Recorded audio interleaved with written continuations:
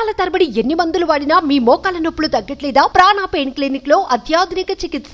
Tollywood comedian 30 years industry Prithvi big relief లభించింది.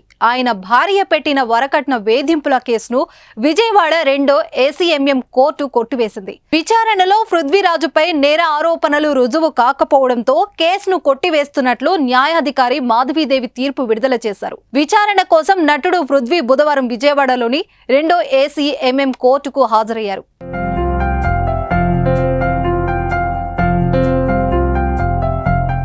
పశ్చిమ గోదావరి జిల్లా తాడేపల్లిగూడెనికి చెందిన బాలిరెడ్డి పృథ్వీరాజ్ విజయవాడకు చెందిన శ్రీలక్ష్మిని 1984లో పెళ్లి చేసుకున్నారు.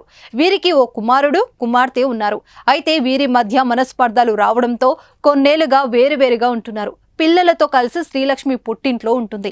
ఈ క్రమంలోనే అదనపు కట్నం కోసం పృథ్వీరాజ్ తనను మానసికంగా, శారీరకంగా వేధిస్తున్నారంటూ అతడి భార్య శ్రీలక్ష్మి పోలీస్ స్టేషన్ మెట్లు ఎక్కారు. 2016లో కేసు పెట్టగా 2017లో 2వ ఏసీఎంఎంలో ఛార్జిషీట్ దాఖలైంది. అప్పటి నుంచి వాదనలు కొనసాగుతున్నాయి. చివరకు బుధవారం కేసు కొట్టివేస్తూ తీర్పు రావడంతో పృథ్వీకి ఉపశమనం లభించింది. రాజకీయాల్లో చేరి సినిమాలకు తగ్గించిన పృథ్వీ మళ్లీ సినిమాలో స్పీడ్ పెంచారు. రాజకీయాల్లో కొనసాగుతూనే సినిమాలు చేస్తున్నారు. ఆయన మొదట వైసీపీలో చేరారు. 2019లో వైసీపీ విజయం సాధించడంతో టీటీడీలో ఎస్వీబీసీ చైర్మన్ గా కూడా పనిచేశారు.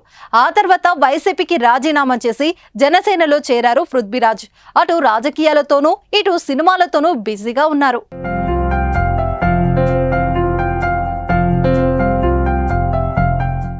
సుమన్ టీవీలో మీ పర్సనల్ అండ్ బిజినెస్ ప్రమోషన్స్ కోసం కింది నెంబర్కి కాంటాక్ట్ చేయండి.